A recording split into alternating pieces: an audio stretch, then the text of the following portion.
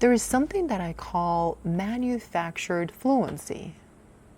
It always sounds like a person is trying too hard, and it always sounds fake. Have you met those people? They sound confident, charismatic, educated. They say all the right words, often very sophisticated words. But something in your gut tells you that you can't trust them, and you shouldn't. You know what I experienced recently was so funny, and it is manufactured intimacy. Somebody tried to sell me something, and they used a bunch of different words which sounded a bit weird together to me. It was a combination of somatic therapy, psychoanalysis, astrology. How do you feel in your body? They said words like frequency, container, somatic practice, intimacy, boundaries, holding the new standard.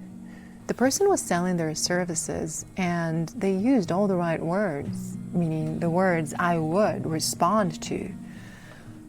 But in this specific combination, coming from this person, it felt just not real. It felt like a bunch of words that had nothing to do with me and my experience and my relationship with this person. When we try to learn the right words to show empathy, it sounds like manufactured empathy. When we learn the right expressions for high-stakes negotiations, we never come across as somebody who cares about the stakes. We come across as somebody who is consumed with their own self-image during the negotiations and with their own gain. What am I going to gain in this negotiation? So when we learn the words to use in the right moment, with the right people, in the right conversations, we sound like someone who's trying to manufacture intimacy. Because we've learned the words, we haven't learned the skill to identify the appropriate moment to use them. And another person will always feel that. You say all the right words, you don't sound genuine though. And they feel like they want to run away from this conversation rather than stay in it. So the same applies to fluency. I see people wanting this and asking this all the time. Give me the right words. Give me the right expressions.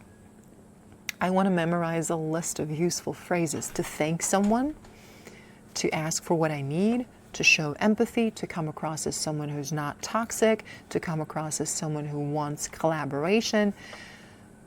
If you want to come across as someone who genuinely cares about collaboration and partnership and intimacy and relationships, you better be that person. I keep going back to that video made by Alison Armstrong.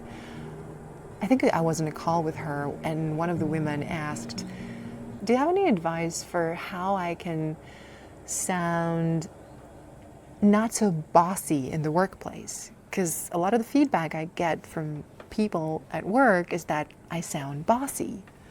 And I liked her response. Her response was, well, if you don't want to sound bossy, just don't be bossy.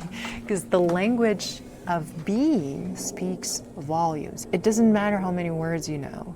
It doesn't matter how many words you keep acquiring if you're not using them properly.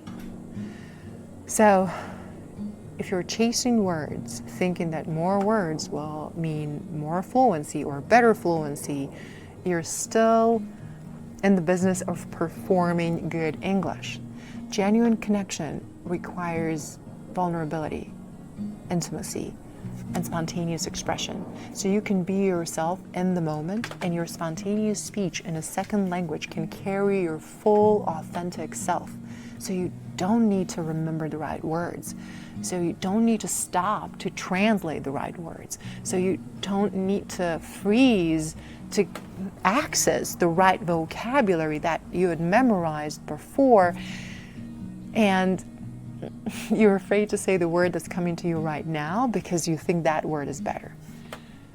When we are being spontaneous, we are required to be fully present. To be fully present with ourselves, with the conversation, with another person. We want to create enough room in our field for the right words to come to us. Because you already know all the words. You already know them. You struggle to access them in the moment when you need to be spontaneous, when the risks are high, and when you're experiencing a lot of pressure. You know the words, you just can't access them. And what we want to create with the quality of our presence is enough space for the right words to come to us. You know what happens in these moments when we speak spontaneously and we're being our real, our authentic selves? How do you know it's going the right way? How do you know it's happening? I'm going to share how I feel it. It feels like all the layers collapse into one moment. When I say layers, I mean your intention, the impact of your words, the words themselves, your body, the sensations in your body. Everything collapses into one moment and you just speak. When all these layers exist as separate entities and you experience speech as a linear progression from I think the thought in my first language, I translate the thought from my first language into English, then I check in with myself, did I translate it correctly? Is this the right word?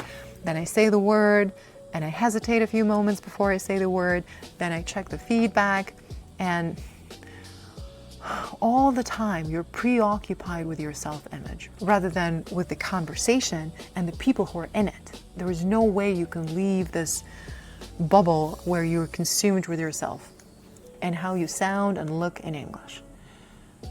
But when that stops being a linear progression, and it stops being that with practice, what happens is that you experience your own speech very differently. When I truly say what I mean, I feel connected to what I'm saying. Because if I only say the words that are disconnected from what I mean, from the conversation, from the moment, I'm communicating with dead words, and this is not what I want. The quality of my presence creates enough room for the right words to come to me. Because I know the words, and you know the words. What you're struggling with is access to the right words in the moments of extreme pressure and when risks are high. So when I say everything becomes one moment, it feels like my body, my voice, my words, my intention, and the impact of my words become one thing.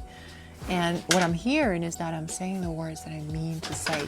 They flow from the heart, from my body, from my whole being.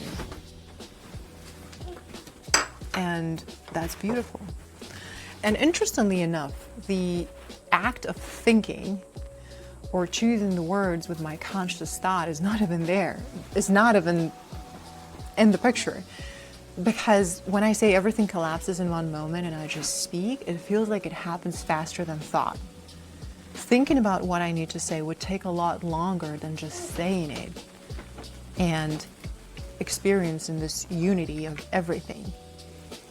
So that's how I experience it, and I'd love to know how spontaneous speech feels for you.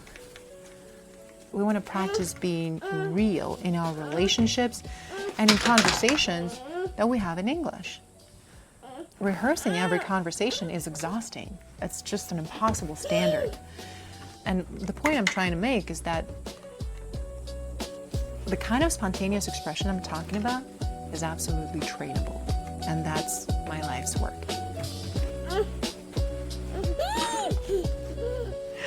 You see? Bubbles. Okay, we're gonna go play bubbles.